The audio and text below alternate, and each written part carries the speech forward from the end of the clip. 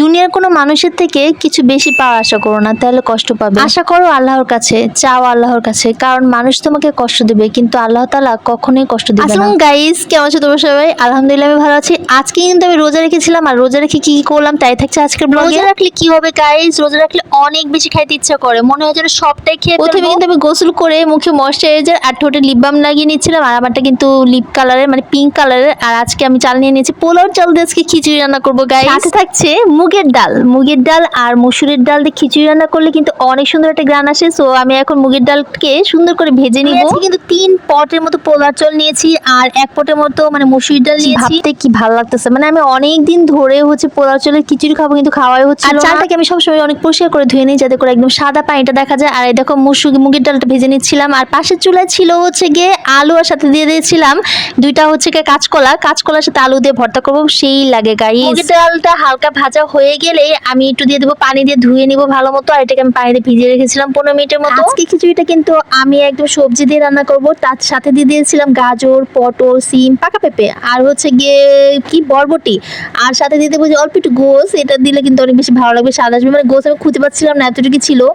আর হচ্ছে গিয়ে পেঁয়াজ দিব, পেঁয়াজ তো বেশি করে দিতে হয়। আর আজকে একটু রাইস কুকারে রান্না করবো, রাইস কুকারে রান্না করলে অনেক বেশি মজা হয়। খেয়েছো কিনা আমি জানি না, কিন্তু আমরা কিন্তু পোলাওটা আর হচ্ছে গিয়ে খিচুড়িটা রাইস কুকারে রান্না করে খাই, অনেক বেশি ভালো লাগে। ধুয়ে নিয়ে আসছি, ধুয়ে এনে তারপর এটাকে পরিষ্কার করতেছিলাম, মানে মুছতেছিলাম। এখন আমি এটাকে সেট করলাম, মানে কারেন্টের চুলাতে একটু গরম করতে দিয়ে দিলাম। আর এখন এটাতে দিয়ে দেবো পেঁয়াজ, মানে পেঁয়াজটা দিয়ে তেল দিয়ে তারপর গরম করতে দিচ্ছি।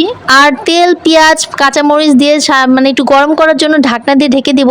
গরম হয়ে গেলে তারপর আমি দিব হলুদ, মরিচের গুঁড়া, এই যে টমেটো, আদা রসুন বাটা, আর হচ্ছে কি আর কি দিয়েছি, আর যত মশলা আছে সব দিয়ে দিয়েছিলাম। এগুলো দিয়ে আমি ঢেকে দিয়ে দিয়েছিলাম। ও জিরা গুঁড়াও দিয়ে দিয়েছিলাম। আর মরিচের গুঁড়োটা আমি সবচেয়ে একটু বেশি খাই, এর জন্য মরিচের গুঁড়োটা একটু বেশি দিই আমরা। এগুলো সব মিক্স করে আমি একটু নাড়াচাড়া করতেছিলাম, তারপর কিন্তু আমি ঢেকে দিয়েছিলাম। একটু পরে এসে দেখি পুরো পুড়ে গেছে গাইস, কি করব? তারপর ভাবতেছিলাম এখন কি করা যায়, তো পানি দিয়ে দিয়েছিলাম, পানি দিয়ে নাড়াচাড়া দিলাম যাতে পুরো জিনিসটা একটু উঠে যায়। আমি যে সবজিগুলো ধুয়ে রেখেছিলাম সেগুলো কিন্তু এটাতে দিয়ে দিব, আর এটাতে দিয়ে মানে ভালো মতো একটু কষাবো। কষানোর পরে আমি কিছুক্ষণ পরে দিয়ে দিয়েছি মুগের ডালটাও, যেটা ভিজিয়ে রেখেছিলাম, পানি সহ দিয়ে দিয়েছি। মুগের ডালটা দিয়ে আমি একটু কষানোর জন্য এটা রেখে দিব। আর আমি একদম কোনো কিছু একটা ডালও কড়াই তো রাখি না, একদম সুন্দর করে দিয়ে দিই, ঢেকে রেখে দিব। আর এটা দিয়ে এভাবে করে যদি রান্না করো না অনেক বেশি মজা হবে। তারপর আমি পোলাও চালটা আর হচ্ছে মসুর ডালটা যেটা ধুয়ে রেখেছিলাম সেটা দিয়ে দিই। গাইস, সবচেয়ে মজা লাগে চিকন চালের খিচুড়ি নতুবা পোলাও চালের খিচুড়ি, একদম কিন্তু ভাতের চালের যে খিচুড়িটা এত বেশি ভালো লাগে না।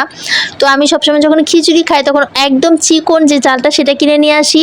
আর এই দেখো আমার খিচুড়িটা হয়ে গেছে, উফ কি যে সুন্দর লাগতেছিল। আর ডিম ভুনা দিয়ে আর আমি একটু আলু ভর্তা দিয়ে খাচ্ছিলাম। আমার চ্যানেলটাকে লাইক দাওনি তারা অবশ্যই একটা লাইক দিয়ে পাশে থাকবে, আর যারা সাবস্ক্রাইব করনি তারা অবশ্যই এটা সাবস্ক্রাইব করে দিও প্লিজ। আর যারা ফেসবুক থেকে দেখতেছো তারা লাইক, কমেন্ট আর শেয়ার করে দিও। Thanks for watching, tata.